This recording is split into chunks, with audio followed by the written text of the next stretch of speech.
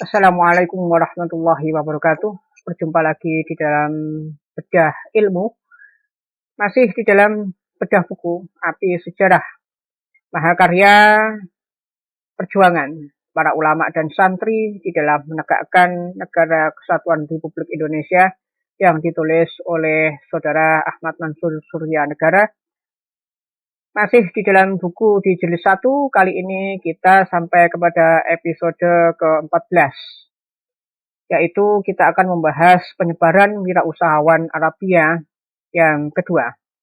Sebelumnya kami mengucapkan taqabbalallahu minna wa minkum, taqabbal ya karim.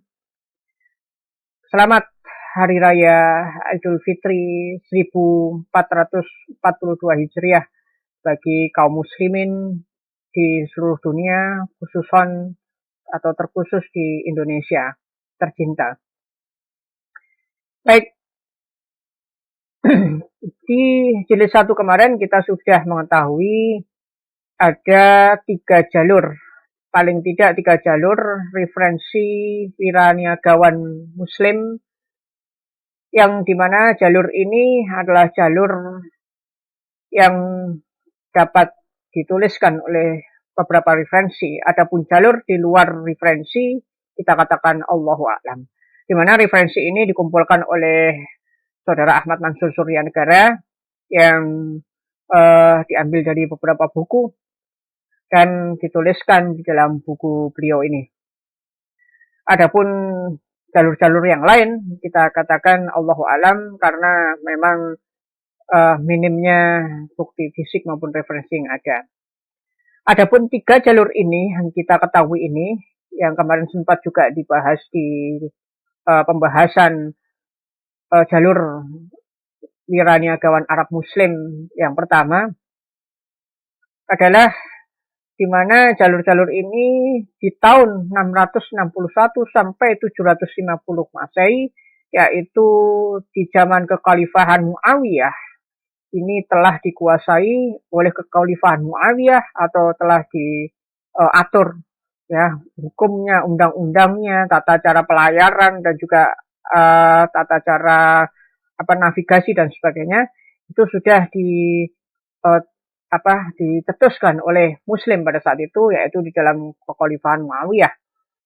Adapun memang ada negara-negara yang turut serta pada saat itu ya, seperti China, India juga turut serta berkolaborasi gitu ya, karena memang itu adalah jalur perdagangan internasional. Akan tetapi di sini Muawiyah sebagai kekhalifahan Islam pada saat itu yang mendominasi di dalam membuat kebijakan dan peraturan.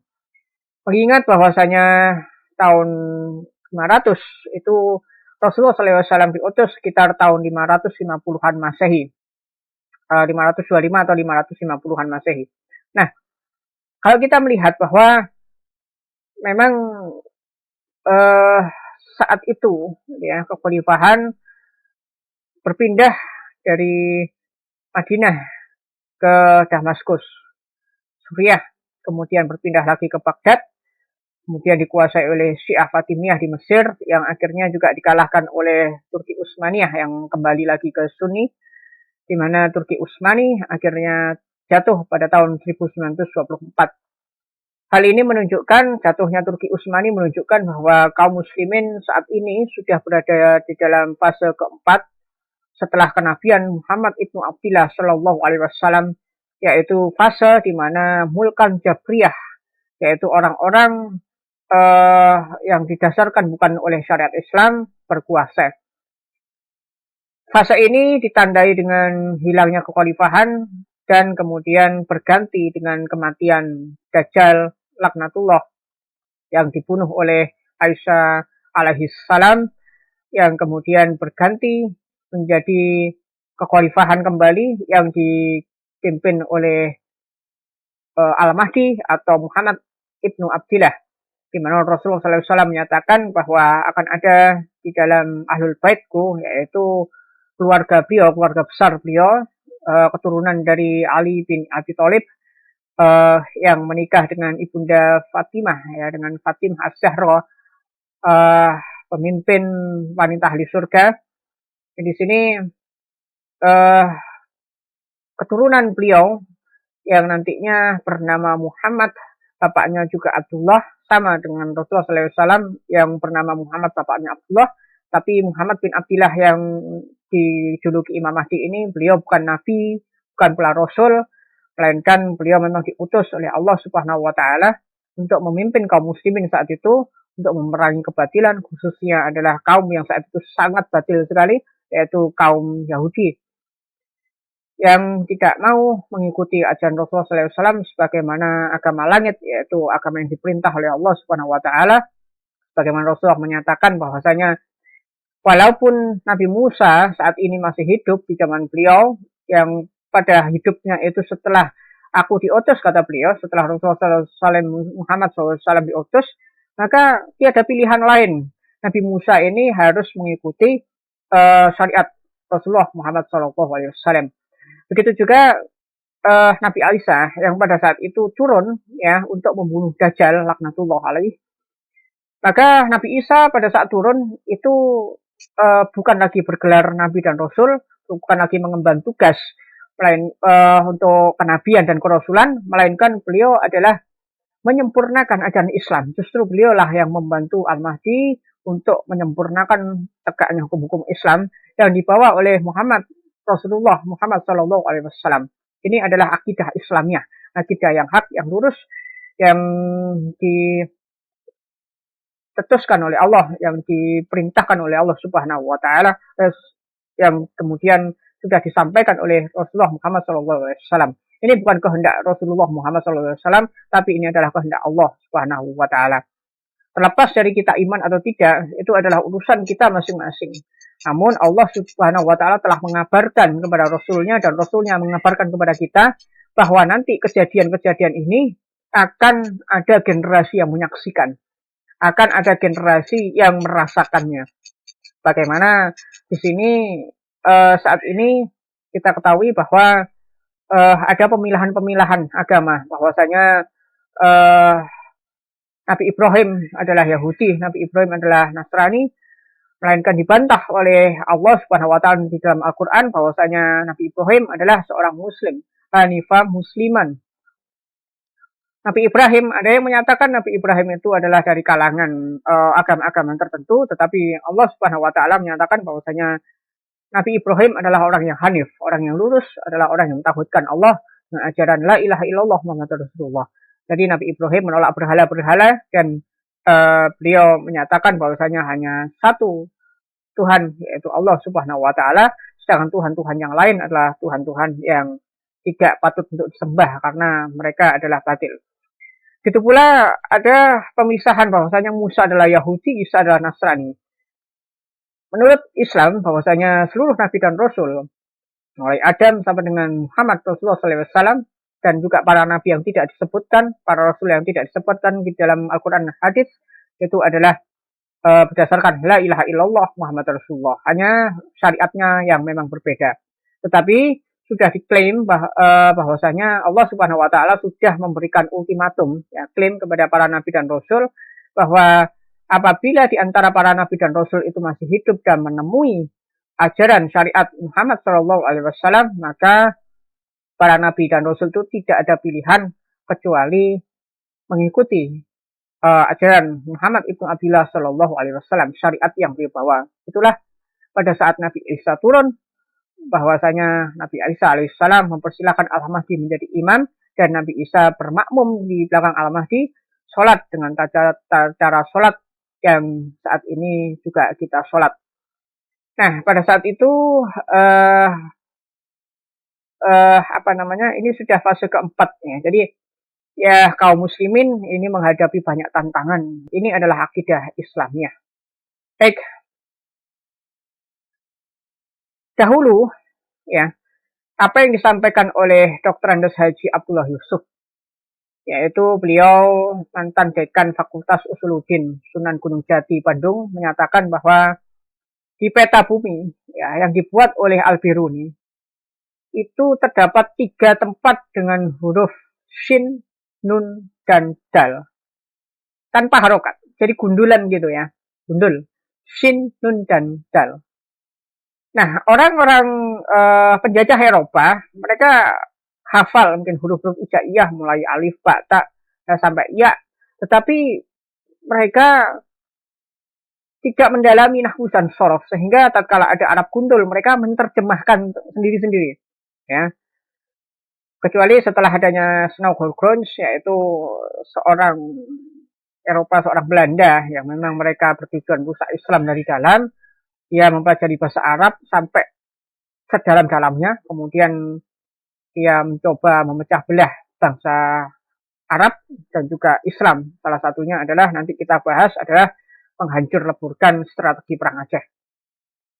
Di mana di dalam orang-orang Eropa itu menyebut bahwasanya Shin, Nun, dan Dal, ya, itu dia katakan bahwa ada peta bumi di Al-Biruni itu ada 3 titik, yang ada Shin, Nun, dan Dal, ada 3 titik.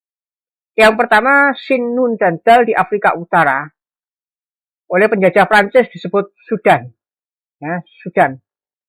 Tapi pakai Shin, ya, Sudan. Kemudian di India disebut Sindhu, ya. Kalau kita ngomong adalah Sindhu, tapi kalau di dalam harokat Arab adalah Sindhu. Itu India. Dan yang terakhir adalah di Nusantara, ada Al-Biruni menyatakan Shin, Nun, dan Dal disebut oleh Belanda yaitu Sunda. Kalau kita lidah orang Nusantara mengatakan Sunda. Ya, tapi kalau ada kata-kata Shin yaitu adalah Sunda. Nah, padahal ketiganya itu harusnya dibaca adalah Syanadan. Di mana Syanadan ini adalah tempat kembalinya rempah-rempah. Jadi Al-Biruni itu sebetulnya menyebut Syanadan itu adalah 3 tempat titik, di mana 3 ini adalah tempat utama untuk mencari rempah-rempah kulaan. Kalau mereka adalah kulaan, artinya apa? Artinya mereka berdagang. Ya, dengan modalnya dikeluarkan, kemudian mereka membeli rempah-rempah dan kemudian dijual ke wilayah-wilayah khalifahan di Arab sana.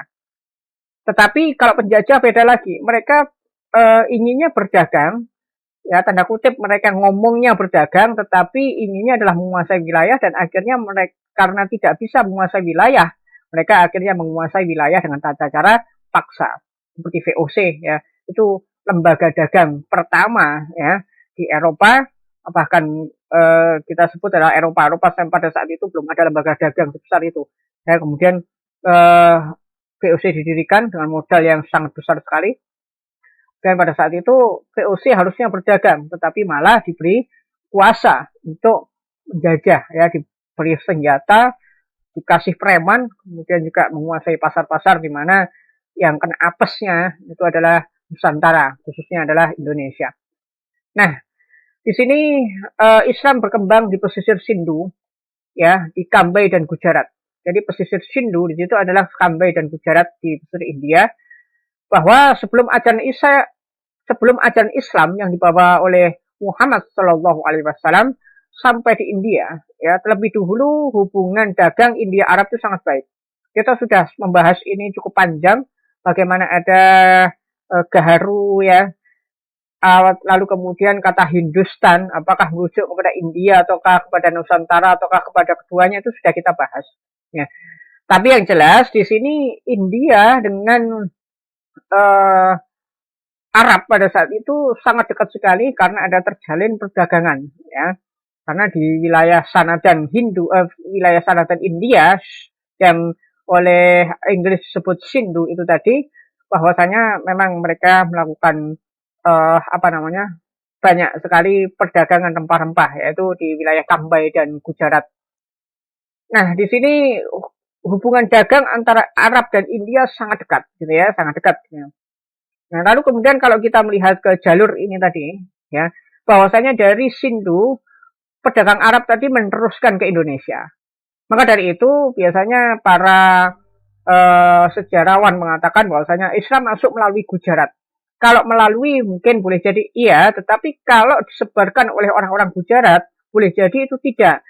Karena kata melalui boleh jadi orang Arab asli, mungkin dari Jeddah, ya, dari negara-negara Arab, Yaman, Oman, dan sebagainya, datang ke Sindhu dahulu, kemudian meneruskan ke Nusantara. Baru di sini orangnya Arab asli, tetapi melalui jalur perdagangan dari Gujarat. Tetapi kalau disebarkan oleh orang-orang Gujarat, boleh jadi iya, boleh jadi tidak.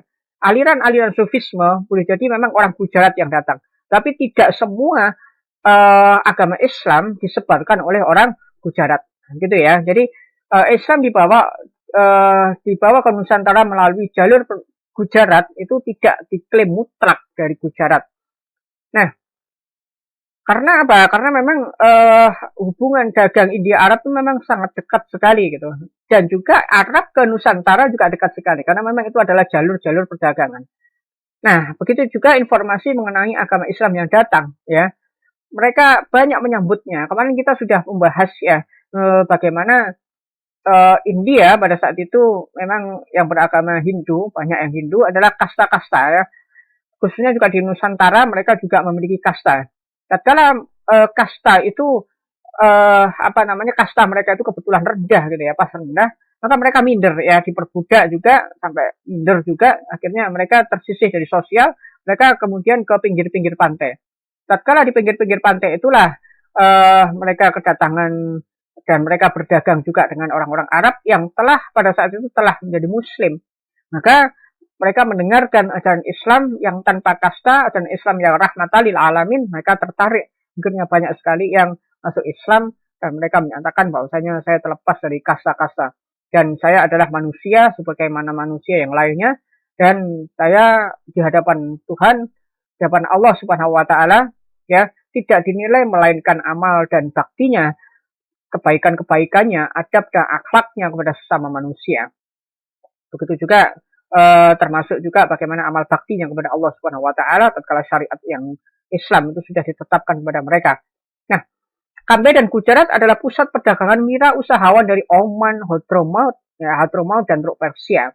Pada saat itu Teluk Persia bukan seperti saat ini ya. Teluk Persia pada saat itu adalah dikuasai oleh Muslim Sunni, ya. Kemudian memang lambat laun dikuasai oleh Syiah, ya. Yang kemudian saat ini juga setelah revolusi Iran, maka saat ini di Iran telah dikuasai oleh kaum Syiah.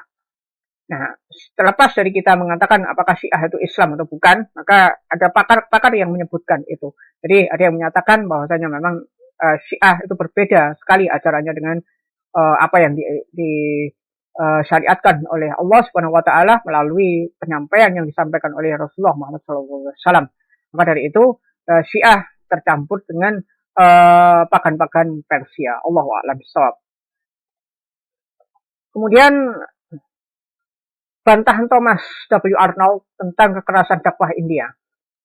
Ini sempat juga disinggung bahwasanya di India itu munculnya Islam karena memang tidak bisa dielakkan ya, termasuk Taj Mahal. Memang Taj Mahal itu kuburan ya, dimana kuburan itu bentuknya atapnya itu mirip masjid ya, mirip-mirip masjid itu kalau kita lihat mirip di Aladin gitu ya. Jadi ada nuansa Islamnya dan nuansa Arabnya. Nah, ada beberapa pandangan yang menyatakan bahwasanya memang Arab menjajah India di pesisir itu, yaitu adalah Gujarat dan wilayah-wilayah sekitar. Maka dibantah oleh Thomas W. Arnold ini, di mana Thomas W. Arnold ini menuliskan The Preaching of Islam, yang mana membantah penulisan sejarah yang menyatakan yang pertama, Islam di India dikembangkan oleh Mahmud Ghazni dan Aurangzeb. Bahwa Mahmud Ghazni dan Aurangzeb ini adalah dua orang penyebar Islam di India dengan cara-cara yang sangat ekstrim. Dibantah oleh Thomas W. Arnold, melainkan dengan cara-cara yang baik dan bukan dikembangkan oleh keduanya, melainkan oleh wira niagawan dan wira usahawan dari Hadramaut, Oman, dan beberapa wilayah Arab yang memang mereka berdagang sambil bertukar informasi. Saudara kalau hidup di pelabuhan, saudara akan merasakan bagaimana informasi itu cepat sekali tertransfer. Nah, kalau zaman sekarang sih di pegunungan pun juga bisa kita mendengar informasi. Tetapi zaman sebelum ada media sosial, yang paling cepat informasi itu adalah di pelabuhan-pelabuhan, karena mereka langsung mendapatkan informasi dari para pelaut. Ya. Dan yang kedua, Thomas W. Arnold membantah bahwa Islam dijejalkan oleh keduanya dengan cara kekerasan, penindasan, dan pertempuran, tidak dengan cara ketiganya. Bukan mereka dan tidak juga dengan cara-cara yang tidak patut. Dan yang ketiga, Islam dijejalkan oleh Haidar Ali dan Tipu Sultan dengan paksaan khitan kepada penduduk yang belum berislam atau penduduk Hindu pada saat itu tidak benar. Yang membantah adalah Thomas W. Arnold. Dia bukan Islam, tetapi dia meneliti Islam, meneliti persebarannya Islam. Maka dia membantah bahwasanya Islam disebarkan dengan cara yang seperti ini oleh mereka-mereka yang seperti itu. Ya, adapun apabila memang ada jejak orang-orang, maka kita kenal dengan namanya Khawarij, atau kita kenal dengan namanya orang-orang Islam yang tidak memahami ajaran agama, lalu kemudian gerusa-gerusu. Tetapi Thomas W. Arnold itu menyatakan tidak demikian halnya. Jadi ini bantahan yang sudah memang betul-betul dibantah. Silakan ada PDF-nya kalau memang saudara ingin mendapatkan PDF-nya di e-book. Lalu kemudian juga ada bukunya, ya, buku asli. Saya kurang tahu kalau terjemahan di Indonesianya sudah ada atau belum. Ya. Thomas W. Arnold menambahkan bahwa terjadinya Islamisasi di India hingga Muslim mencapai 66 juta lebih adalah karena dampak dari dakwah yang damai, yang persuasif oleh para wirausahawan dan wiraniagawan Arab yang tadi disebutkan, yang telah terjalin sejak lama bahkan sebelum Rasulullah Shallallahu Alaihi Wasallam lahir. Sebelum Rasulullah SAW lahir, orang Arab sudah berdagang.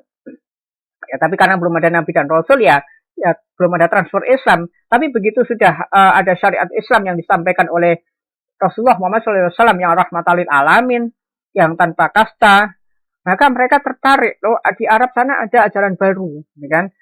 Tadinya kaum Quraisy dan juga yang lainnya, orang-orang kafir yang membenci Islam di Arab juga menyatakan hati-hati dengan yang namanya Muhammad.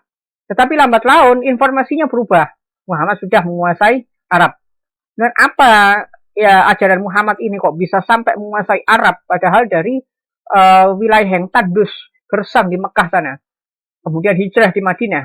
Lalu kemudian informasi itu cepat tersebar, cepat tersampai, akhirnya banyak orang yang menerima Islam dari sejarah-sejarah yang dari kisah-kisah Rasul yang disampaikan. Hanya beberapa ratus tahun saja dibutuhkan untuk menyebar ke seluruh dunia perdagangan pada saat itu. Sayangnya Eropa pada saat itu masih menutup diri dari jalur perdagangan ini. Dan mereka masih bertempur antar satu dengan yang lainnya, merebut wilayah kekuasaan dan perang saudara. Tatkala wirausahawan dan wiraniagawan tersebut mengabarkan informasi tentang Islam yang rahmatan lil alamin, mereka berbondong-bondong masuk Islam sebagaimana para wirausahawan dan wiraniagawan tersebut masuk Islam. Tadinya mereka benci dengan ajaran Rasulullah SAW karena mereka hanya dengar dari desas-desus orang-orang kafir yang benci dengan Islam, yaitu khususnya kafir Quraisy dan kawan-kawannya. Tetapi begitu menguasai Arab dan begitu tahu sejarahnya langsung, mereka justru simpati kepada Rasulullah Muhammad SAW. Persis bagaimana para sahabat yang dari kalangan Yahudi, dari kalangan Nasrani, dan dari kalangan kafir Quraisy, yang mereka menyatakan bencinya bukan main dengan Rasulullah Muhammad SAW, karena informasi-informasi yang fake, yang palsu. Tapi begitu tabayun, artinya cross-check, ya, check and recheck, mana yang namanya Muhammad. Begitu melihat wajahnya saja, begitu menatap saja, matanya sudah tidak kuat menatap wajahnya, kemudian menunduk, saya yakin dia bukan seorang penipu. Karena akhlak Rasulullah SAW yang sangat santun, sangat baik, dan Rasulullah SAW juga dengan intonasi yang sangat lembut, kata-kata yang sangat jelas, memiliki jawami'ul kalim, kata-kata yang tegas, ya, tugas, dan terpercaya. Maka mereka menyatakan, dan saya bersaksi, bahwasanya tiada Tuhan yang hak untuk disembah melainkan Allah Subhanahu wa Ta'ala, dan saya bersaksi, wahai Muhammad, engkau adalah utusannya yang terakhir, yang sebagaimana yang disampaikan oleh Musa dan Isa di dalam kitab Taurat dan Injil. Nah, kemudian alasan kurangnya informasi sejarah perdagangan Arab oleh sejarawan Asia, nah, termasuk kita di Nusantara, ya, di Asia, kita sebenarnya kurang informasi bagaimana sejarah perdagangan Arab, ya, bagaimana Arab ini mulai sebelum Islam disampaikan oleh Rasulullah SAW sampai dengan Arab ini berislam, sampai kemudian Arab ini juga menyebarkan Islam. Sejarah perdagangannya itu sangat minim sekali. Ya, informasinya, jalur perdagangannya, kemudian komunikasinya itu jarang ada yang me, me, menampilkan gitu di Asia. Malah sejarawan-sejarawan Eropa lah yang banyak untuk menuliskan. Tetapi sayangnya juga ada banyak di antara mereka yang justru menyelewengkan dan sebagainya karena memang mereka orientalis. Ya. Tapi alhamdulillah sekarang mulai lagi dikuak, ya, mulai lagi dipelajari pengumpulan referensi dan bukti-bukti. Data dan fakta perkembangan perdagangan Arabia, baik sebelum maupun sesudah Rasulullah SAW menyampaikan pesan kenabian, ada di museum-museum Eropa. Nah, ada di museum Eropa. Jadi Eropa yang mengumpulkan. Ya. Informasi sebenarnya sangat cukup untuk menyatakan bahwa perkembangan Islam adalah persuasif, namun efektif melalui perdagangan. Nah, ini banyak di Museum Leiden, ya, banyak di Museum Leiden dan banyak juga di museum-museum Eropa, termasuk di Cekoslowakia juga ada bagaimana kalangan-kalangan Romawi membantai kalangan Muslim pada saat itu sampai tengkoraknya itu ditempel di dinding saking banyaknya tengkorak kaum muslimin. Itu ada ya. Kemudian kalangan wirausahawan dan wiranagawan Arab Islam itu menyebarkan dengan cara yang persuasif tapi sangat efektif sekali. Nah, akan tetapi sayangnya sejarawan Asia banyak menutup mata. Ya, jadi mereka itu cuek saja karena mereka itu percaya saja dengan orang Eropa tanpa melihat, tanpa memandang bahwasanya benar atau tidak yang ditulis di dalam buku-buku Barat. Ya, seperti Arnold tadi, Thomas Arnold tadi menyatakan bahwasanya Thomas W. Arnold menyatakan bahwasanya banyak menulis buku gitu ya. Alhamdulillah salah satunya adalah Profesor Ahmad Mansur Surya Negara gitu ya. Yang beliau juga mempelajari, beliau juga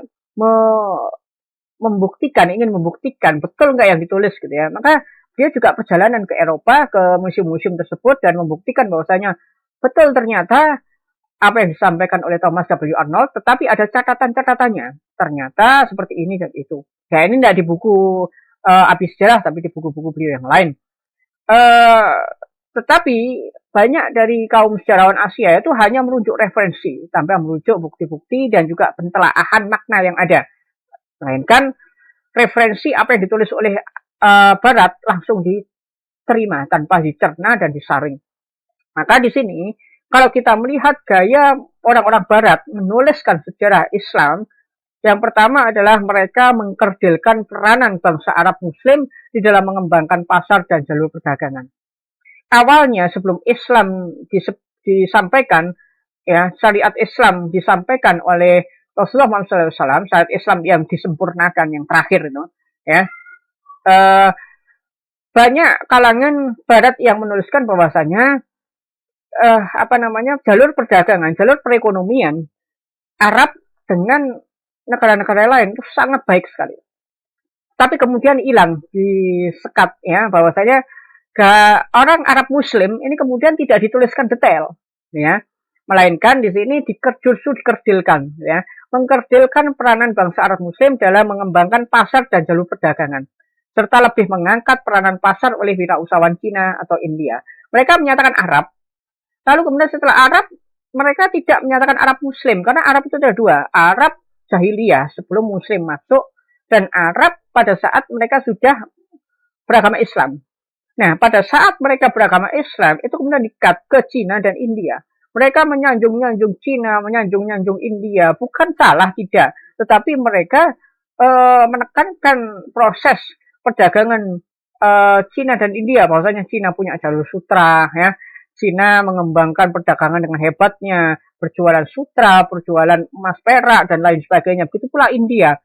India memiliki Mohenjo-daro, memiliki teknologi yang bagus, memiliki saluran-saluran yang baik, ya, itu saja yang diceritakan. Padahal Arab jauh lebih maju pada saat itu. Bagaimana Andalusia, bagaimana Syam, Damaskus pada saat di zaman yang sama, sangat jauh lebih maju Andalusia, jauh lebih maju Damaskus, jauh lebih maju Irak di zaman itu, zaman kekhalifahan itu, dengan negara-negara Eropa, bahkan juga negara-negara Cina dan India. Walaupun negara Cina juga budayanya juga maju gitu ya. Tapi bukan berarti di sini dinafikan kemajuan bangsa-bangsa Arab. Spanyol itu Eropa. Ya, Andalusia itu Eropa, tetapi Spanyol yang pada saat itu dinyatakan Andalusia itu Islam yang menguasai. Ya, makanya saat ini banyak masjid-masjid di Spanyol, tetapi dinonaktifkan ya oleh para penjajah dari garis keturunan Romawi. Nah, maka dari itu Indonesia banyak sejarawan yang mengatakan Islam masuk dari Gujarat, Islam masuk dari India, Islam masuk. Nah, ini yang menjadikan mengkerdilkan peran Arab itu sendiri, sumber daripada ilmu Islam. Ya, bukan berarti salah secara total, tidak, tetapi tidak tepat kalau hanya disebut bahwasanya Islam masuk dari Gujarat. Karena di Gujarat itu kebanyakan ya itu memang pada saat itu Sufi ya yang masuk, dan Indonesia juga ada Sufinya. Akan tetapi pada saat ini kita ketahui bahwasanya tidak hanya Sufi yang menguasai Indonesia, dari imam 4 mazhab aja banyak lagi penelaahan tentang fikih gitu kan. Bahkan ada juga yang sebagaimana kita ketahui ormas besar Muhammadiyah itu juga mempertahankan sunnah Rasulullah SAW. Juga banyak lagi ormas-ormas lain yang juga mereka menerima pemahaman-pemahaman langsung dari guru-guru mereka. Guru-guru ya itu ada yang langsung berguru ke Arab kiai ya, ada juga yang gus atau ustadz yang tidak berguru langsung ke Arab, melainkan mereka ada sanad sampai kepada sana gitu ya. Oke ya. Nah, bahkan juga kalau kita lihat Islam masuk ke Indonesia ini adalah abad pertengahan. Padahal saudara Ahmad Mansur Surya Negara ini membantah Islam masuk ke Indonesia itu sejak zaman Khulafaur Rasyidin. Sejak zaman kekhalifahan, bahkan kekhalifahan Utsmaniyah. Kekhalifahan Umawi ya. Jadi Umayyah ya. Umayyah itu sudah ada ya, sudah masuk ke sini. Bahkan zamannya sahabat itu sudah informasi tentang Islam itu sudah diterima. Ya, informasinya, tetapi begitu persebaran katakanlah misalkan para tabiin ya, itu baru yang datang langsung ke Indonesia. Nah, itu pada saat dinasti Muawiyah. Nah, kemudian alasan kurangnya informasi sejarah perdagangan Arab oleh sejarawan Asia juga ini menurut Anthony Smith dalam bukunya. Ini juga ditulis di dalam buku Api Sejarah, direkam oleh saudara Ahmad Mansur Surya Negara. Jadi Api Sejarah Anthony Smith dalam bukunya ya, di dalam Api Sejarah menyatakan bahwa dalam melakukan penaklukan kembali penjajahan Barat terhadap Islam. Jadi kenapa kok dikatakan penaklukan kembali? Itu artinya adalah setelah mereka kalah dari perang salib. Perang salib itu ratusan tahun. Ya, pertama memang menang orang-orang Romawi itu. Tetapi kemudian Allah balikkan keadaan sehingga orang Muslim yang menang, orang Romawi yang kalah. Pada saat menanggung kekalahan inilah mereka berebut wilayah, berebut kembali sumber daya untuk membangun wilayah negerinya masing-masing. Untuk kembali kuat. Begitu sudah kuat, mereka melakukan reconquista. Artinya kita kembali lakukan perang salib dengan strategi baru yang berbeda. Yaitu dilakukan beberapa upaya antara lain. Yang pertama adalah bukan lagi langsung dengan senjata, bukan lagi langsung dengan perisai, panah, dan pedang, melainkan dengan pemikiran. Jadi mulai ada perang pemikiran, penjajahan pemikiran. Siapa yang dijajah? Yaitu rakyatnya. Kalau sudah rakyatnya sudah kena pemikiran yang liar gitu ya, pemikiran yang sudah nggak sesuai dengan akidah Islamiyah, maka rakyatnya lemah. Kemudian kalau rakyatnya lemah, maka mereka akan memberontak kepada pimpinannya, dan kemudian akan digantikan oleh rakyat yang akan menjadi pemimpin ini tadi. Rakyat yang akan menjadi pemimpin tatkala memang rakyatnya sudah beliar, pemimpinnya beliar. Nah, itu enak udah. Ya. Nah, disinilah kemudian yang kedua, menjajah pemikiran rakyat dengan cara teknisnya apa? Yaitu mendistorsi penulisan sejarah. Karena sejarah ini agak susah juga. Sejarah perekonomian apalagi sudah sangat susah juga. Kenapa? Karena kalau sejarah ekonomi ini sudah distorsi, buktinya bisa dihilangkan, maka kita dianggap ngomong tanpa bukti. Ngomong ngalor ngidul tanpa dasar. Sedangkan bukti-bukti sudah diubah oleh masyarakat barat, oleh penjajah barat ini. Padahal ini bukan bukti yang mutlak. Ini bukan bukti yang bisa menggantikan, tetapi karena bukti yang otentik, yang sahih sudah dihilangkan, diganti bukti yang mungkin otentik tetapi kurang melengkapi. Dan ini juga kadang-kadang pun juga diklaim media-media juga ikut serta. Sehingga begini, ada barang asli, ada barang palsu. Yang asli ini disimpan tidak boleh diketahui khalayak kecuali kamera, ya, kecuali media. Lalu kemudian disampaikan kepada publik yang asli ini sebenarnya palsu. Yang palsu ini sebetulnya asli. Padahal yang palsu itu palsu, yang asli asli. Tapi dikatakan ini loh palsu, ini yang asli, ditukar. Nah begitu ada yang mau tabayun susah sekali. Ngapain kamu tabayun? Ngapain kamu cross check and cross check? Ini loh, media kami adalah media yang sahih. Media kami adalah media yang terkredibel, terpercaya. Mereka membentuk lembaga-lembaga untuk mengakreditasi media itu. Nah, tentu kalau misalkan katakanlah lembaga yang jaringannya bentuk kemudian mengakreditasi media ini, ya tentu diakreditasi A, mungkin diakreditasi C. Ya, walaupun bagaimanapun juga. Akhirnya kalau sudah ini akreditasi A, maka media itu seakan-akan sudah disahihkan. Media ini seakan-akan sudah diklaim sebagai media yang kredibel, terpercaya. Padahal mereka melakukan penipuan atas fakta yang ada. Akhirnya masyarakat terpengaruh. Oh iya, ini yang dikatakan asli ini sebenarnya palsu. Padahal itu asli. Tapi karena media menyatakan palsu, mereka katakan ini palsu. Ya kenapa saya nggak percaya ini asli. Orang yang langsung datang. Mungkin orang yang punya akses. Satu orang atau dua orang muslim yang punya akses melihat langsung buktinya. Dan mereka ngomong kepada masyarakat, ini yang dikatakan palsu sebenarnya asli. Kamu siapa? Kamu nggak terakreditasi. Media terakreditasi A ini loh yang terpercaya. Ini namanya zaman fitnah. Rasulullah SAW pernah menyatakan, tatkala di akhir zaman nanti, tatkala umur para sahabat nanti dipanjangkan, nanti kalian, wahai para sahabat, akan melihat zaman-zaman itu zaman fitnah. Artinya apa zaman fitnah itu? Yang betul dijadikan batil, yang batil dijadikan hak, dijadikan batul. Saat itu kebenaran bagaikan tertutup oleh awan kelabu, alam gelap gumilap, alam gelap gulita. Yang dimana awan itu terpotong-potong, sebagaimana potongan malam. Jadi kebenaran itu nampak, cahaya itu nampak, tetapi tertutupi oleh awan-awan kelabu jadi. Sehingga nampak tapi samar. Hanya orang-orang tertentu saja yang bisa melihat, itu pun dihujat. Maka apa yang dikatakan oleh Rasulullah SAW, pada saat itu kaum muslimin diminta untuk merapatkan barisan antar kaum muslimin. Pada saat itu kaum muslimin disuruh untuk diam, duduk, tidak terombang-ambing oleh fitnah itu. Dan kaum muslimin diperintahkan untuk mencari ulama yang betul, yang baik, sesuai dengan Al-Quran dan As-Sunnah, gigit dengan geraham kalian. Gigit dengan geraham kalian. Jangan ikut-ikutan. Karena ada zamannya orang yang duduk ini lebih baik daripada orang yang berdiri.